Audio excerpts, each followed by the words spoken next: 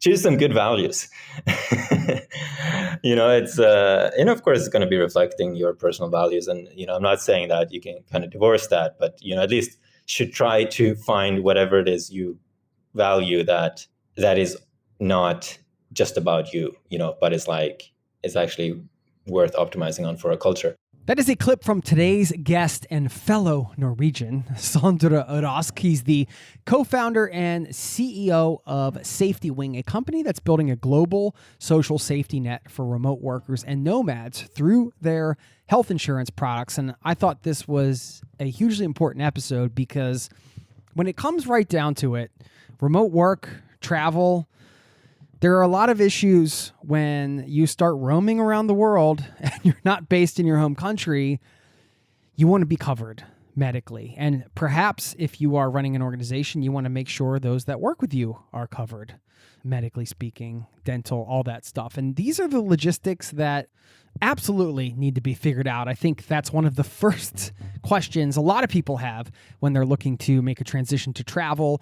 Maybe they want to go nomadic or start working around the world. It's like, hey, let me make sure I'm covered and I'm safe. So of course, we have a whole section of this show on travel and remote work insurance 101 to give you the overview on what they have to offer. And it's really unique because this company has been a champion for remote work and the nomadic lifestyle. So they're very in tune with some of the unique challenges that come with that lifestyle. And this, of course, exploded with COVID, but they've been doing this for a long time, well before the pandemic. So we're going to get into all of the insurance stuff that you need to get out there and be covered and travel the world safely.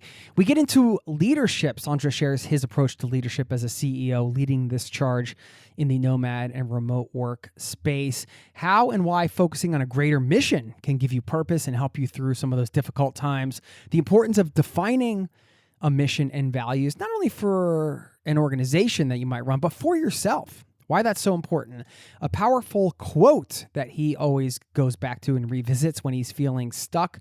He shares how some of the unique aspects of his cultural background growing up in Norway translate to his life in Silicon Valley and how he uses some of his own cultural background to his advantage in business and in life, and so much more. Tons packed into this episode, and it's coming at you right now. So buckle up, strap in. Thanks for being here, and welcome to the Zero to Travel podcast, my friend.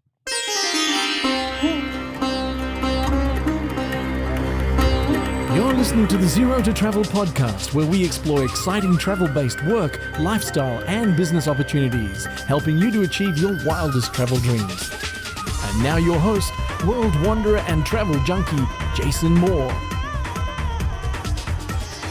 Hey, what's up? It's Jason with ZeroToTravel.com. Welcome to the show, my friend. Thanks for hanging out, letting me bring a little travel into your ears today. This is the show to help you travel the world on your terms to fill your life with as much travel as you desire, no matter what your situation or experience.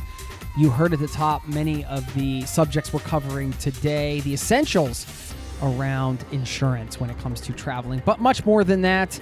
Getting into values, missions, leadership, and a bit on building the first internet country.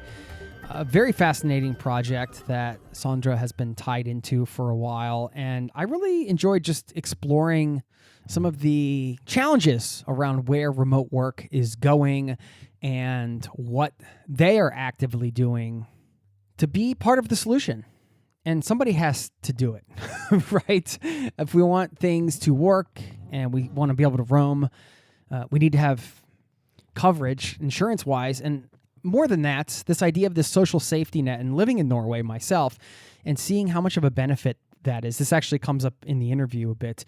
The benefit of having a good system that works, that you can be a part of, takes a lot of pressure off in many ways. And if we are able to build that for everybody, if somebody's able to build that for everybody, that's a big win for people that want to get out there and roam. And that's one of the things that they're working towards with this idea for a borderless future and this first country on the internet and all of these things. So fascinating chats.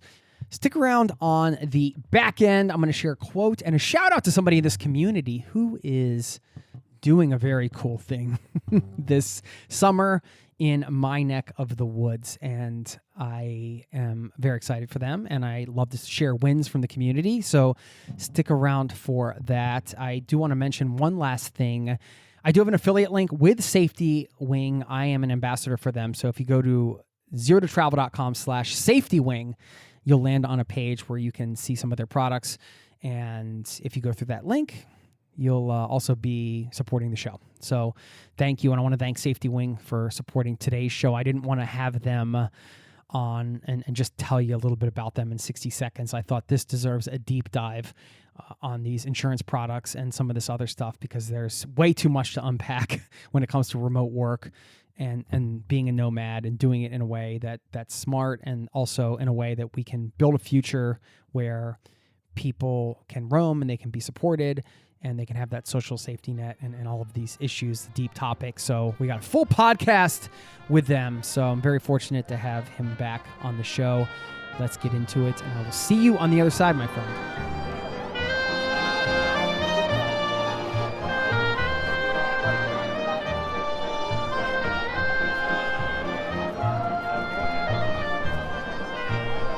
Listen, I live here. My kids are half Norwegian. Oh, you are? So you're basically Norwegian. Yeah, I'm actually a citizen now. Okay, so you got to hurry and learn Norwegian. What's up with that? Yeah, I took 500 hours of Norsk course, which is the Norwegian class. Well, it's cool because Norway actually includes that if you're here on a family immigration visa. Great. So it was all paid for. So I better do this, because at some point my kids, I'm not going to understand them, and they're going to start talking about me, and they're going to figure out, like, they can say things in front of me, and I won't know what's going on. It's a survival thing, really. Yeah. Good reason. Yeah, well, I'm excited to have you back. We got Sondre Rasch here. Welcome back to the Zero to Travel podcast, my friend. Good to be back. I mean, last time we did this, I don't know if you recall, we were outside of a cafe in Lilletoyen, and then you had to run to catch a flight, and I think I got so caught up in like chatting with you about the future of, the borderless world and all the things we were talking about. It was a great interview, by the way. I re-listened to it, and then I was like, oh my gosh, did he actually make his flight? Did you make your flight? Do you remember? This probably, this was slightly less careful me, where I would do that with every flight, just timing the minute they close to check the gate. The last person, if I arrive when everyone else has boarded, but it's not closed, I would consider that a win. Yeah. I mean, you were that guy. See, I'm always the opposite. I'm like the guy that will sit in the terminal for 3 hours and just buy a bunch of magazines, because I'm a nervous Nelly when it comes to missing flights. Do you remember if you made the flight or not? I think you were flying to San Francisco, so it was kind of a big one. I hope so. I did certainly make it to San Francisco. I've been living there for the last few years, so we've traded places there. But well, believe it or not, that was almost 4 years ago. Yeah. Which is crazy. So, I mean, SafetyWing has grown a ton since then, which we're going to talk about. But I'm wondering how you've grown as an individual. Yeah. Wow. I remember that conversation. You were one of the first people we talked to about like the big ideas with SafetyWing. So I really appreciate that conversation, by the way. I appreciate the early noticing of that. No, I mean, it's been great. I mean, how have I grown? One way I've had to grow is just that, it's very different. When we talk, I'm guessing we're like the founders, and a freelancer helping out on design. And now we're 100 people here in Tulum, right? So it's just, responding to that challenge and living up to the, what comes with the changing roles of like just being a larger group and sustaining, purpose and motivation and organization. You kind of figure out one problem at a time. It's not like you're kind of constructing a future self. But looking back, I probably have learned a lot about those things, the hard way. So that's probably, my biggest journey since last we spoke. Yeah. How do you like being a CEO? I'm I'm completely fine with that. Yeah, I mean, I guess there are like a couple of like unhealthy ways to deal with being a CEO. One would be like very uncomfortable with it, so like shying away from decisions or problems, right? That could be one way that would be unhealthy, or another would be like, like kind of too happy about it and sort of like Right. Like an ego driven kind of way. ego driven, yeah, thinking that it's about me somehow.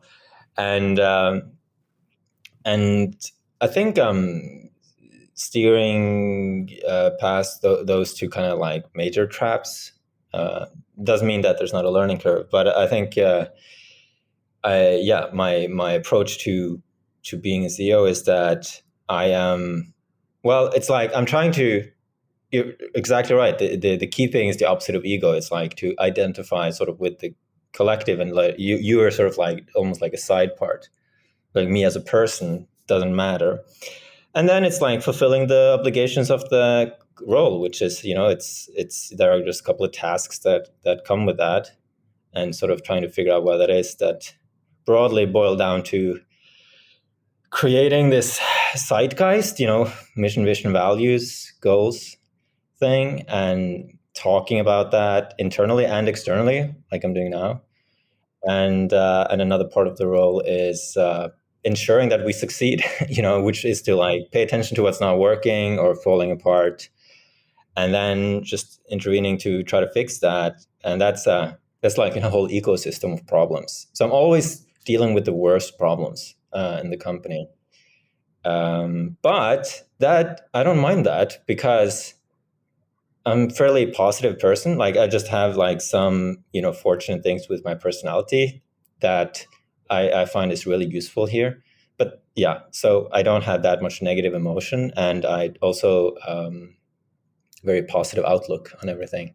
Yeah. So yeah, you got great energy. I mean, I was really hoping we could do this in person, because we got to do it last time, and when we got to meet, I was hoping we could do it again, but the fate wasn't aligned, I guess. The stars weren't aligned. You mentioned like kind of, yeah, me as a person doesn't matter, I think were the words you used. And really, I think that's one of the best ways to take the ego out of the equation, is to really just focus on like your customers and who you're serving, and then the greater mission, which I think you guys have consistently done since your existence. Really, like, I mean, if you go to the website, you see you're building a global social safety net for remote workers and nomads through your health insurance products, essentially. So it's a much broader way to look at things than to just say we sell insurance. I guess I'm looking for some advice here for people like that are running a company of any size, whether you're like a solopreneur or you're in the startup world or whatever. Maybe you're just a part of an organization, and you want to have that kind of purpose and motivation for yourself, and kind of inspire others towards some kind of greater purpose. Because I really think that's the thing ultimately that can get you out of bed every day over, months and years. Yeah, I would just love to hear some of your advice from what you've learned over the last several years doing this. Yes. Well, it's funny because this is the theme of this gathering. So it's like, it's very top of mind, because we're in this place called Dreams in Tulum. So we were like, let's make that the theme. We just say it's the dreams, it's the theme. I guess the first thing is that, and you're right, this is something that I am, preoccupied with. I was preoccupied with also pre-SafetyWing, in the sense that, for the reason you say, like the vision, and to the degree that it is compelling and clear and like motivating, then it can play this crucial part for motivation, and for, I guess you could call it like unification. It becomes something you optimize against. And that can be really psychologically useful for everyone in the organization if it's sufficiently good. So, a dream is, one part of being a dream is just like, it's just where you want to get to. It's like, I have this dream of something, right? It could be anything. For us, it's to build this country on the internet and a global social safety net. That's our dream. And, that was also when we last spoke, but we've filled that with a lot more details since then. And I think that, when that is strong, then it kind of pulls you through difficult times. So a lot of like minor inconveniences become like very large if there's no reason for it. So like it's like why am I doing this boring job? Because this important mission, right? There is this end to my work that's worth it. That's the logic. And you can't fool your brain. So you kind of have to improve the vision until it qualifies. That's one thing. It's just like, just don't, that we continuously work and work. It's the theme of this gathering is how can we improve the vision? How can we make it clear, more inspiring? Because then it also pulls stronger. It becomes this like magnet in the future that pulls us towards it. If it's clear, if it's colorful, if it's vivid, and if it's believable, that's also helpful. Yeah, and the word you used before was compelling. I think that was a great choice of words as well, because it's compelling and motivating were two of the words that stuck out to me. We're going to actually go through and do a sort of a travel insurance 101, because I think that you guys fill a pretty big and important hole in a lot of your products. So I want to get into some of that, and just as an overview for any travelers out there that are looking to, be covered while they're on the road, which is everybody should. I don't think I've ever traveled without travel insurance. It's just like not a smart thing to do. So anyway, we'll dive into the 101 there. But yeah, as far as the running of a remote team, this is obviously more prevalent than ever, because even companies that did not want to have remote employees were forced to do it. And now some of them have finally seen, like, they've seen the light. And like, this is the stuff that Sondre and I have been talking about for years, people are like, oh yeah, this remote work thing is kind of cool. What's the Zoom thing? Like, everybody knows what it is now. You've been able to build a certain culture within your company, and that's important to any company, right? And doing that with a remote workforce, and now you have 100 employees. So I think it's really going to be interesting to hear what you say, because this is like a whole other level, like you said, from where we were out in Lilletoyen Cafe some years ago.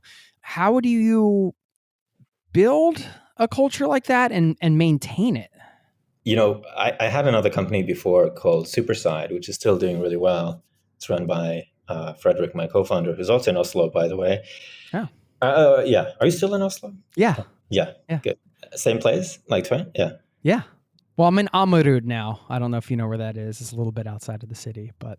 Yeah. I've seen it on signs, but I haven't walked around a lot there. But, we'll have you over for dinner next time you come back. Nice. Thank you.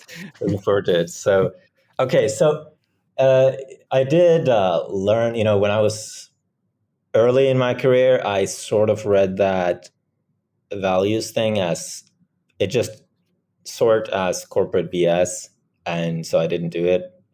And then after the first time around, I realized, oh shoot, I understand it. It's actually really important. It's like an MVP, minimum viable product of a culture, is mission and values. So once you have that, that's the pieces, that's the key pieces you have for a culture.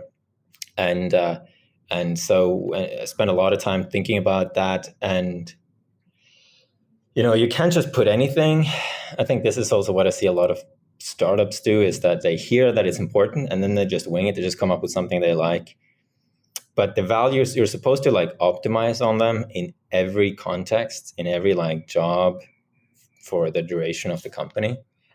And if you do it well, it becomes these like gathering points that people always reference. Oh yeah, this is like that value and this is like that value. So it sort of, it defines the personality of the organization after a while. So it has to be like, some values are better than others, is one way to look at it.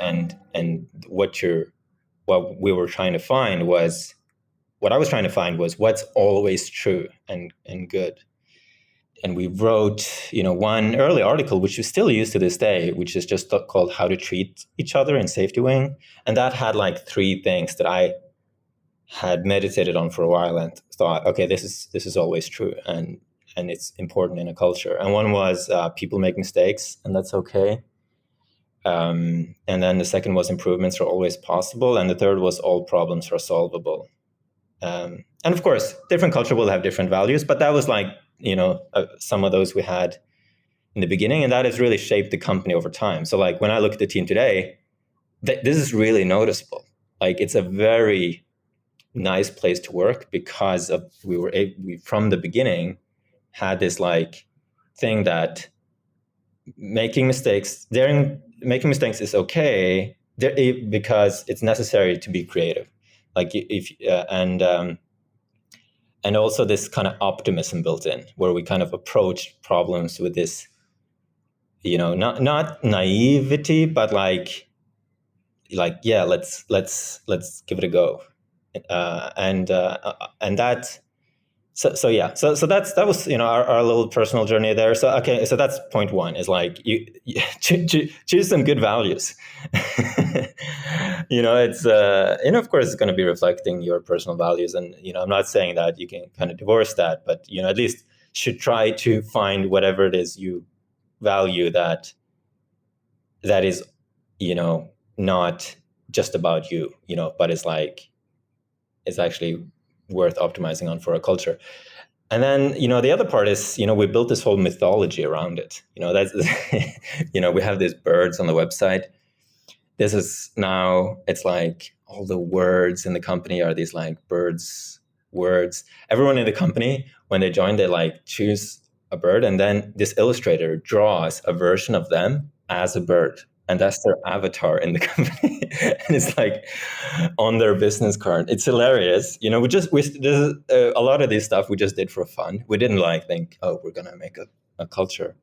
But and now it's this whole, ecosystem of stuff like that, that constantly reinforces the values and the culture and just makes it interesting and memorable.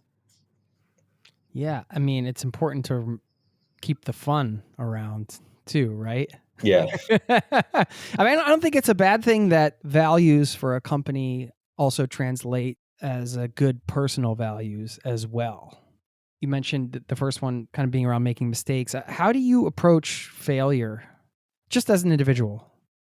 I don't mind it, really. I think... part of the job, I guess, huh? Yes. I mean, I'm not sure if it's possible to succeed with a startup without tolerating failure. The journey here with the company, or every step, it's almost like you're walking blindfolded through a forest, and then every step you're like feeling the next step, right? And then you think you have something that's solid ground, and then you take the next step. and that's like the only way, so if you're really bummed out, like every time you feel somewhere and you're like, oh no, that's water, no, that's a bog, you're just never going to get through it. It's just ridiculous. Or if you insist, no, I'm going to take the first step, that has to be the right one because I'm so smart, it's just it's not going to work. So that's roughly how I feel it. I'm not that. There are exceptions to this. Sometimes I, like everyone else, can get caught up. Like I can get needlessly attached or enthusiastic about a particular idea. And sometimes there might be good reason to that, right? Maybe there's something good about it and you just need to kind of work more on it, to make it work. But roughly I would say that we just cycle through the way to succeed in a startup. The way I deal with failure is the same, which is that I just try different things until one of them works. Yeah. Yeah. Do you think that there are any aspects of your upbringing in Norway? I have to ask a little bit about Norway, being a Norwegian citizen now. You can't kick me out now, by the way. I'm a citizen. Somebody's listening to this in the government. They're like, no, we'll find a way to kick you out. We've probably had enough of you.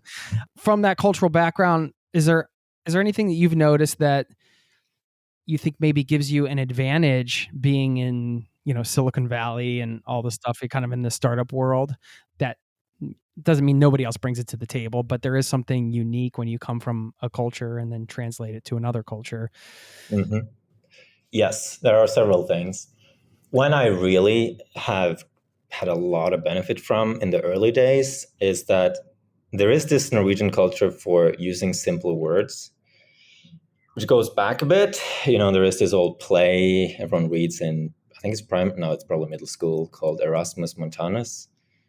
And it's about this guy, the son of this family, and he goes to university in Denmark, Copenhagen, and then he comes back, and then he likes add these Latin endings to all his words, and he thinks it's better than everyone, and everyone just is like thinks he's an idiot. And that's like what the play is about. And it's that's a lot there. So you will find in Norway this people will use words that people understand when they talk about subjects that are domain specific. And turns out that's a really good thing to have in a startup. So in the early days, this is one of the key things people do wrong, is that they've been in some domain, right? Like, like insurance is a great example. And there's a bunch of insurance words. They've made their own vocabulary. I say they, maybe I should say we now, but I'm not identifying with this particular part. And which makes them kind of incomprehensible to other people. But they kind of slice the world up slightly differently. And some of that is for good reason, and some of it is not. But anyway, it makes it very hard to explain your product to customers or investors. So, having that background just helped me get that right off the bat. So that was one I found really, really useful Norwegian trait. Use simple words. Yeah, communication. I remember I was at a party here in Oslo once and talking to a couple, and somebody was describing Norwegian as a language as being economical. And I thought that was the perfect description of the Norwegian language, right? Like, I had not heard a better description, and in one word. It's in one word. It's very economical. I just explained this, when I come back now, and I'm at the border, and it's just so shocking. I give my passport, and they looked at it to give it back, and they say, "Thanks." That was the conversation. No, welcome back. Oh, you've been gone for a while. How are things? Are you excited to go eat some Norwegian salmon? Yeah, no, that was it was very economical, and first I was like, yeah, no, you don't want to know, like, and then, but it's also kind of nice, it's so easy. It's so frictionless to flow through these interactions. And then I went to check in at the hotel, and it was the same. Thanks. Here. And that was the whole conversation. Had a end of dialogue. Getting it done. It's extremely economical and simple, and I actually really appreciate that. We brought that. We brought a lot of Norwegian culture accidentally into SafetyWing. This is one of them. I never liked, people do this thing in companies where they, I don't know if you've ever been in one of these, but it's very common where people will start producing these massive documents, and then they send them out to everyone in the company, and then they pretend that everyone reads them. Right. Nobody does. They did their job. It's off their plate now. And it's just such, it's like, why are you doing this? So we try to avoid that, and to make these like very short, compelling summaries, and just post that, and kind of work on what you're saying there, and that's one. And another one we really brought into the company that is very kind of Norwegian culture is it's this like deep egalitarianism, but people don't really understand it. I find people, U.S. context, they think it's about taxes. It's not. It's like much deeper than that. It's like, well, I had this example in early summer job where one of the kind of cleaners / janitors, like something was wrong, and they just went up to this, CEO, and kind of like just walked in the door and kind of, gave him told him off a bit, and nobody like reacted to that. That was just completely normal. Of course, he had to do that because it was relevant, but Yeah, so it's like people, it's not that it's like no hierarchy, but it's people are trusted if they're close to the problem, kind of. And then they also just do things with autonomy. It's very noticeable. This is actually something we have to onboard people a lot on when they come in, because we have people in SafetyWing from 70 different countries. It's a crazy international project. In some countries, you really kind of get used to this thing where it's like, unless you've been explicitly said you can do something, you can't.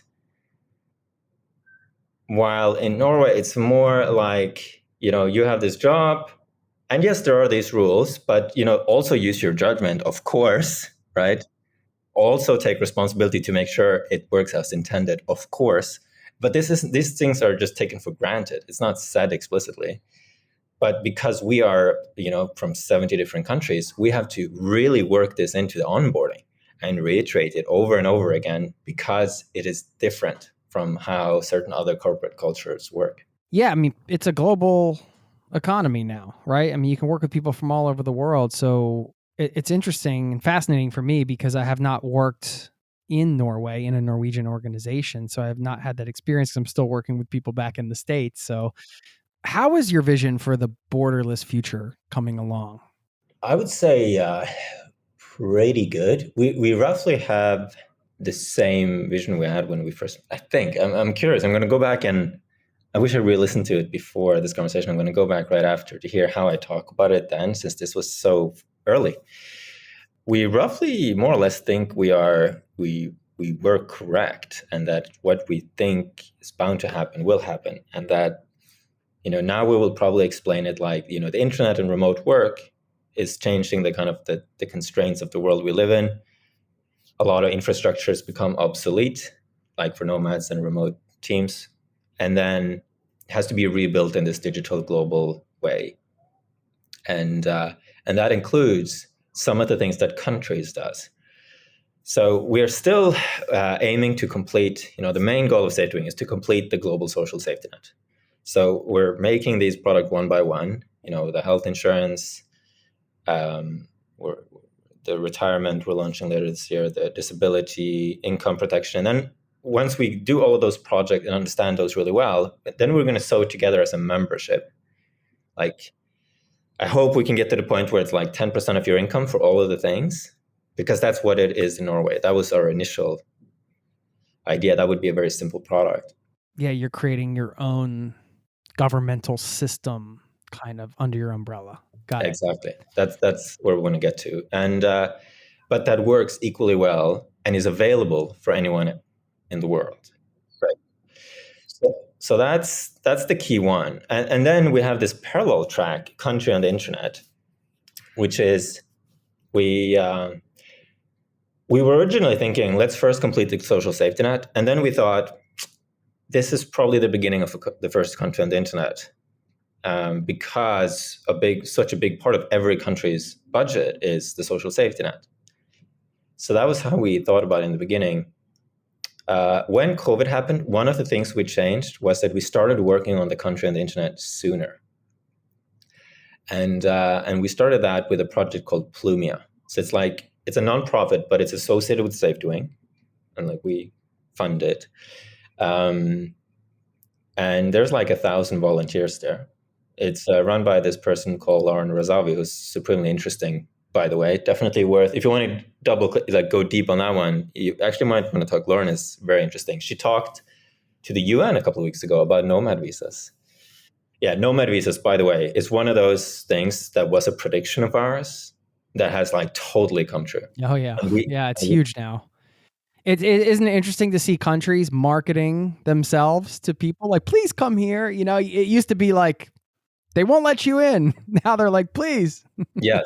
No, I mean, depending on your passport, of course, but depending. I mean, that's the big caveat. It's travel really isn't open for everybody, sadly. But yeah, no, it isn't. It isn't. That's one of the problems we have to solve. But so but that's more in development still, how that will end. So we're trying to build a bit on our success with the Nomad visas, though. So I think it's 45 countries have implemented that. And it's not that we are that's our product or anything, but we were certainly a proponent of it. And the first country, Barbados, I had talked to him. He was inspired also by hearing our talking about it. So we certainly influenced it. And then, of course, everyone copied Barbados. So we do find, that we want to bootstrap from there to eventually make something like a passport. So you can imagine you can have a dual citizenship in the future. One is your, I guess, triple in your case, Norwegian and US passport. And then you also have your internet country, which, you can use for passing borders. We imagine that we could make this. Okay, here's the one idea. I don't know if this like tactically wise to explain this plan, but whatever. What we hope to do is to get everyone to adopt a Nomad visa, create a Nomad visa zone. So it's like you apply to one and you get all the countries at the same time. Oh, okay. Yeah. And then we associate that with a passport. So it's like it's a passport, but it's also a visa to everywhere, which would be amazing. Yeah. It just makes sense. It sounds to me like you're just trying to pull together what is, the crazy world we live in and just make it more accessible, which it needs to be to, people can move now more than ever. So I know you guys have Nomad 2.0 insurance and some of the other holes you're filling with what you're describing, because all of that you just described doesn't exist yet, right? So therefore there have been traditionally, I think, missing elements as this world's evolved, and now it really went into like hyper mode when COVID hit, because then all of a sudden people were free to roam around. And now, as we mentioned, like companies are switching over to the remote work model and things like that. So it's nice to know that we're not crazy, right? We've been talking about this stuff for years. It's happening, which is exciting. But, you guys are filling some pretty important holes with the social safety net. So can you talk about like Nomad 2.0 insurance and kind of what holes you're filling? And then maybe just get like general travel insurance one-on-one advice from you after that. Mm-hmm. Yes. Nomad insurance, out of the gate, we made it for ourselves. We were nomads ourselves. And, so we knew that it had to have certain parameters. It's very easy to buy, easy to use. You buy it on a subscription that's $42 a month, and you can have it indefinitely. And we have like a good portion of our customers are these like long-term nomads, right? So they're just indefinitely away from their home country. And but you can also pause it whenever.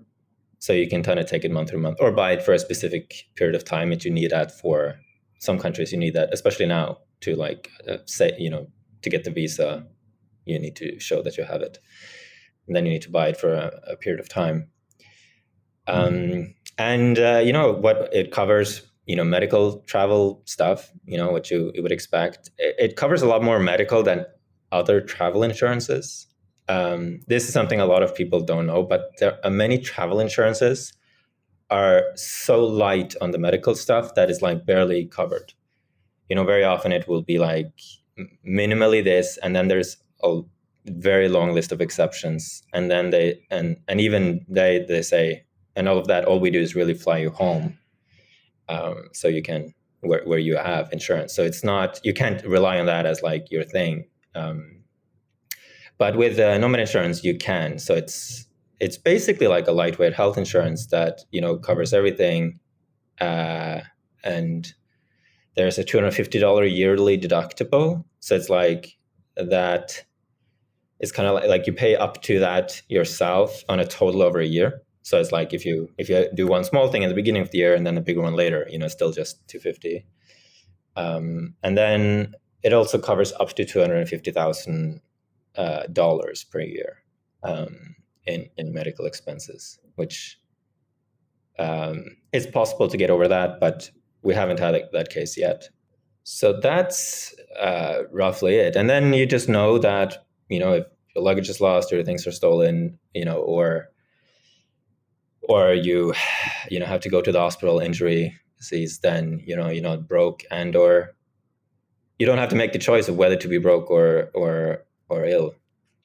Yeah. Well, I mean, that's one of the biggest struggles going on in the US and have been going on for many years, decades, right? Is it you're one injury away from, I mean, I can only speak from my experience, but anybody from the US has probably been in the situation where you've been injured and you're just like, how much is this going to cost? Is it worth going to the hospital to get stitches for this? Or maybe I should just use some, I don't know, something from the pharmacy, and now having had that experience and then living in Norway and just seeing how much pressure it takes off of you to know that things are covered and you're not going to lose everything because of some crazy accident, which can happen and does happen to anybody, it's a big deal. So it also gives you a bit more freedom in many ways.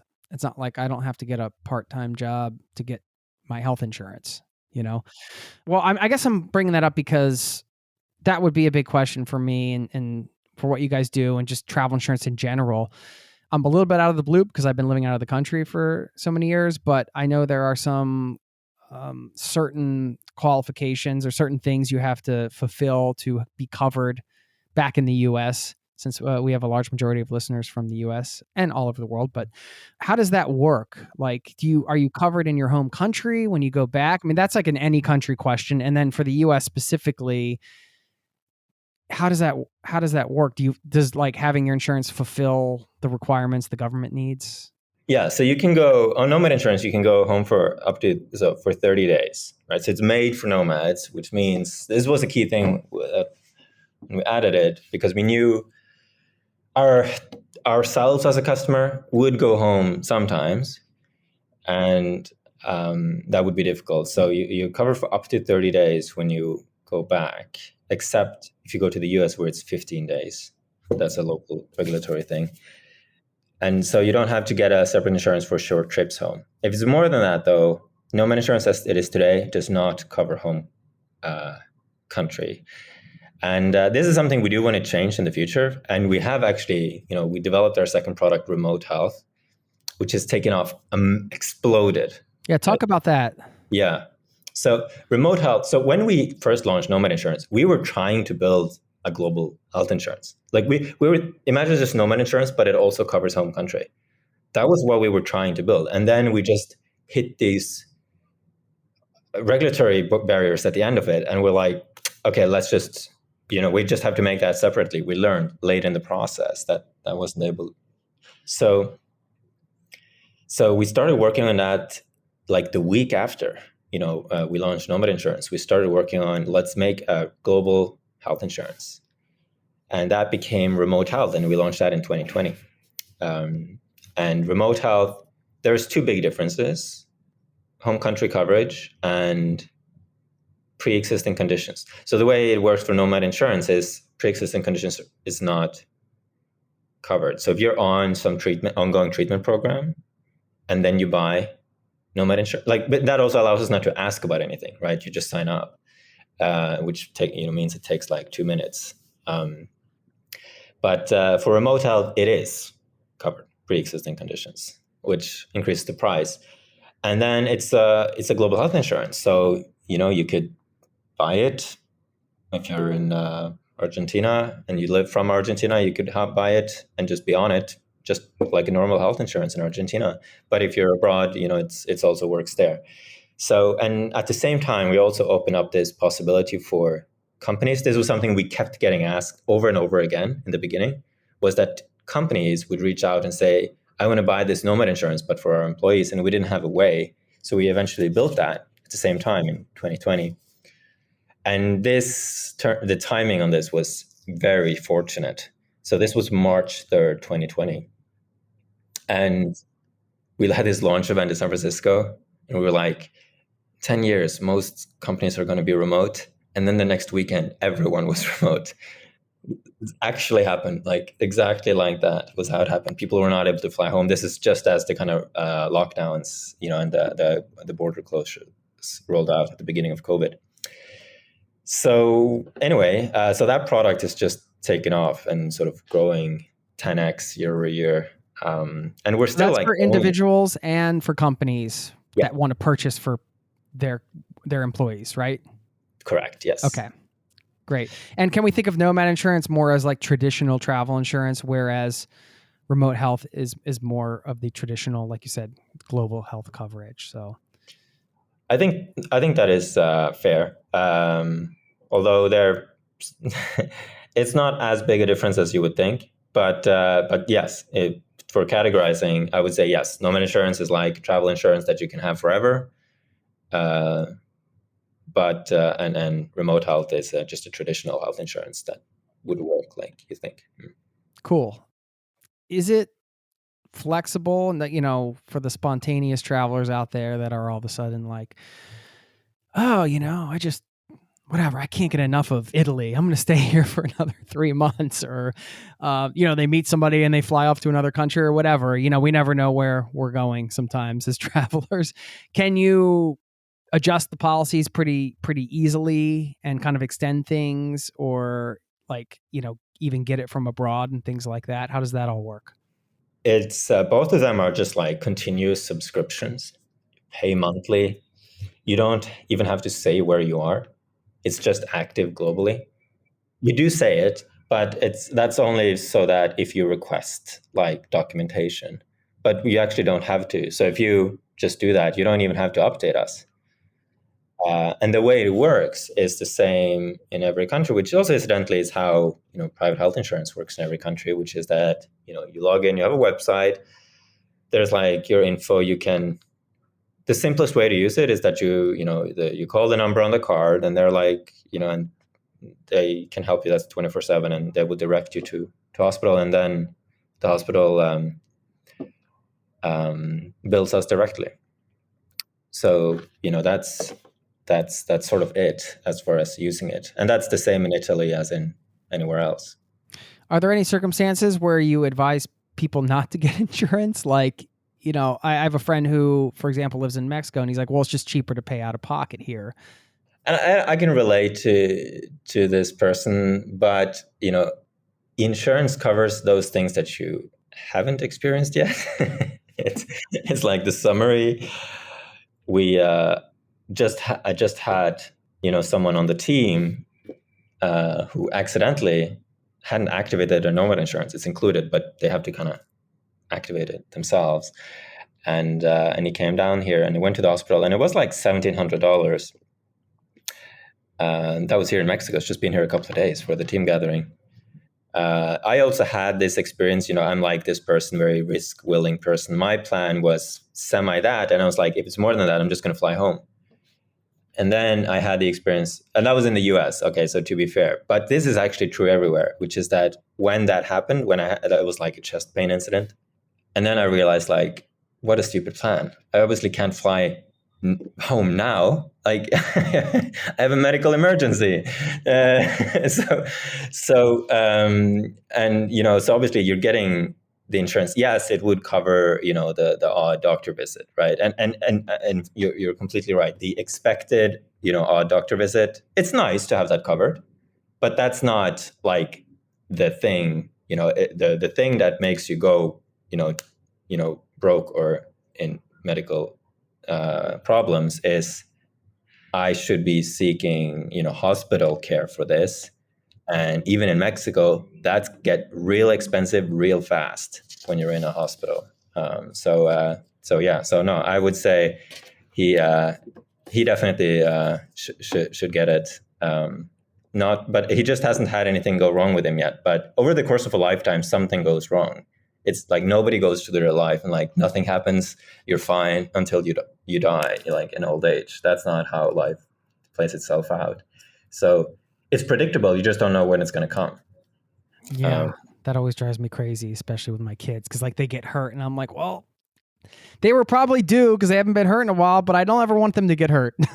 But like you said, it's going to happen, and you know it is. So then when it happens, you're like, no.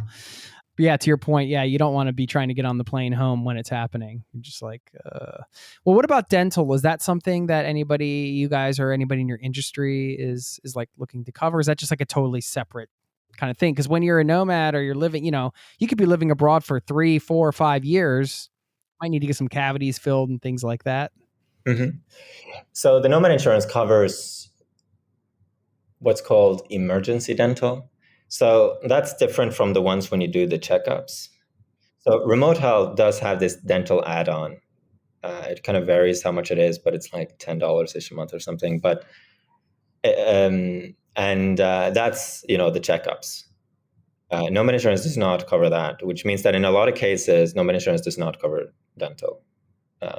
Even in some cases where you kind of think like, isn't this, for it to be an emergency, it has to be like it's something you have to get fixed. It's like an injury or something. So I would almost, if it was me, I would almost count it as not covered, and just because, but it does cover emergency dental. So, if you have like an accident and hurt your teeth, yes, that is covered, and that's typically going to be the big bill. But the sort of the regular one, no, that's not covered in the kind of base Nomad insurance package. Then you have to get remote health and the dental add-on. Okay. Did I miss anything big in terms of like sort of FAQs?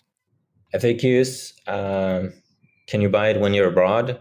People ask that. Yes. Should anyone not have insurance? I would say it's just about what other coverage I don't think anyone should not have any insurance. I do think that it's the wrong kind of risk. Like, it costs little to take this off, and you can get really, really screwed if you don't do it. So and if you have enough money to buy a plane ticket, you have enough money to buy the associated insurance for sure.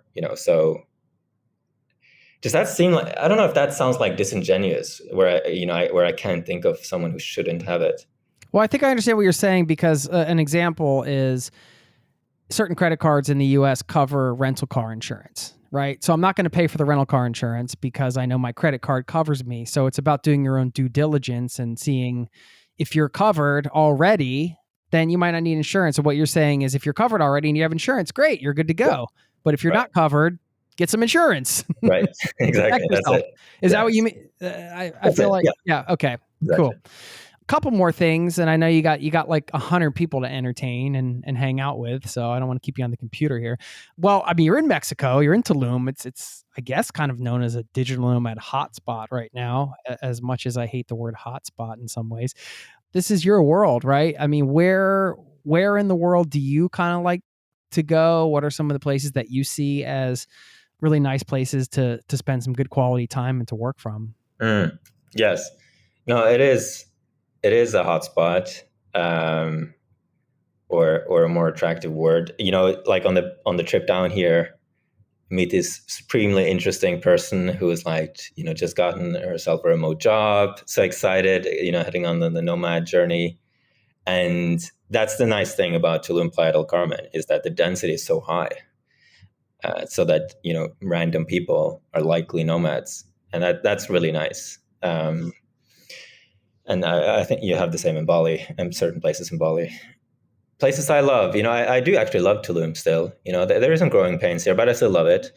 And I love this kind of area growing up, not on the beach, but like closer to the town, where they're building all these apartments, and the vibe there is very good for working long term.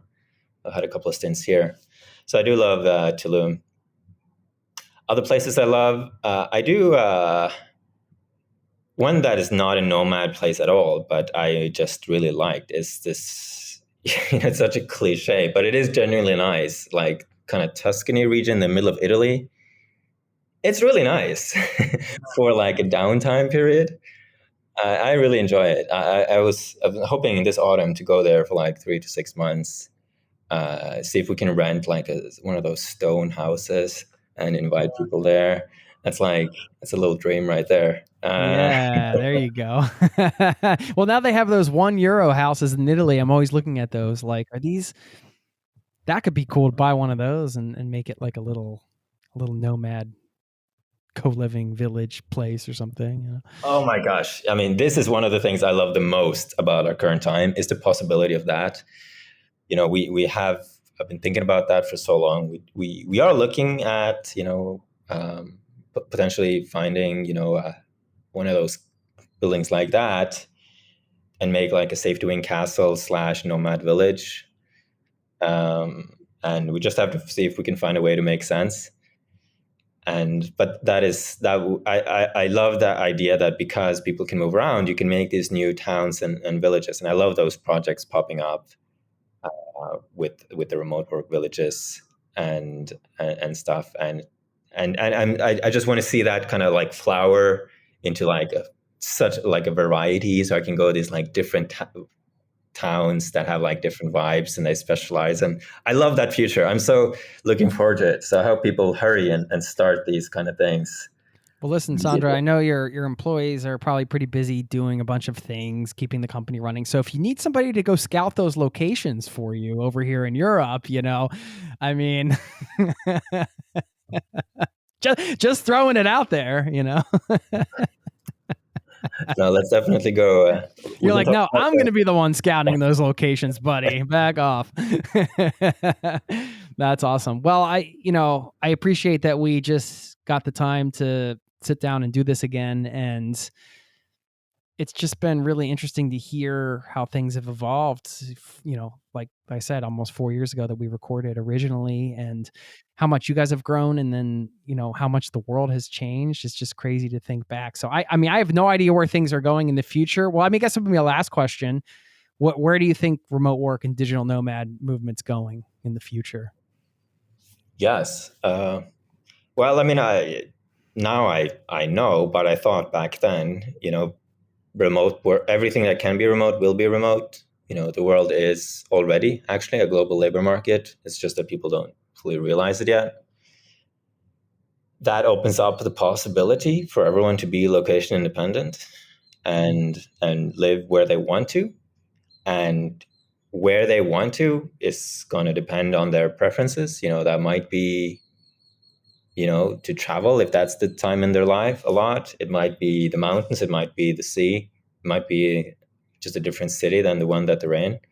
It's just like, you just like unleash the connection between I'm here because I have to, because my job is here, which is, or maybe it's home to your family. I've noticed that a lot. People just spending more time home with their families.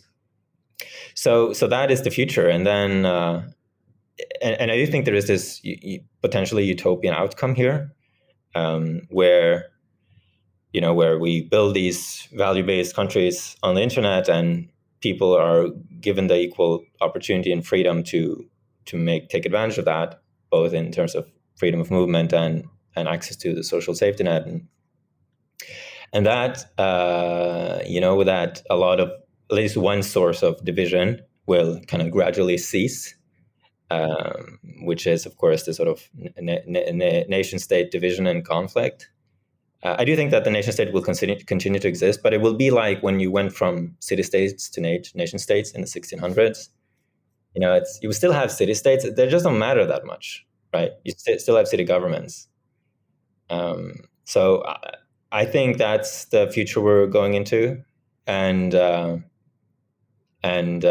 provided that countries take the approach, which they currently are, of like trying to compete to succeed in this new world, as opposed to fighting and outlawing. Then I think the transition might be smooth, and there's obviously a great opportunity here for anyone looking to start some cool startups, because so much has to be built in the new world. So that's how I saw it and see it still. Thanks for that. Last question, because I usually end the show with a quote after the interview, but I'm curious if there are any quotes or things that kind of come up often for you that you sort of are living by in your daily life now. Do you have like anything that comes to mind? Yes. It's the SafetyWing line, all problems are solvable, is from the book The Beginning of Infinity by David Deutsch. And what that book does, everyone can imagine, that all problems are solvable. It's like optimism, hope, etc. But what that book does is it proves scientifically, without a shadow of a doubt, that it's true,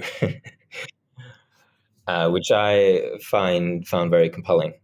So so yeah, so that's a line I go back to. It's, whenever stuck, or someone else is stuck, it's just a mind shift from being stuck to, how I wonder what I can do to solve this. Applying creativity to the problem, no matter how impossible it seems, and that's remarkably freeing.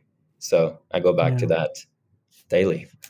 Great. Well, thanks for your time today. Of course, SafetyWing.com, and we'll leave the associated links in the show notes. And Skull, I mean, you're going to go, I don't know, you guys probably have some fun things planned, I imagine, a retreat with 100 employees. It's probably a secret, but by the time people listen to this, the secret's not, it's not going to be revealed to them. So I don't know what you're doing, but I assume beach time, dinners, good times. Yeah, all that. Well, enjoy, man. Well-deserved, I'm sure. Keep in touch, and yeah, next time you come back to Norway, it would be great to meet up. Looking forward to it. Thanks, Justin. Thanks for your time.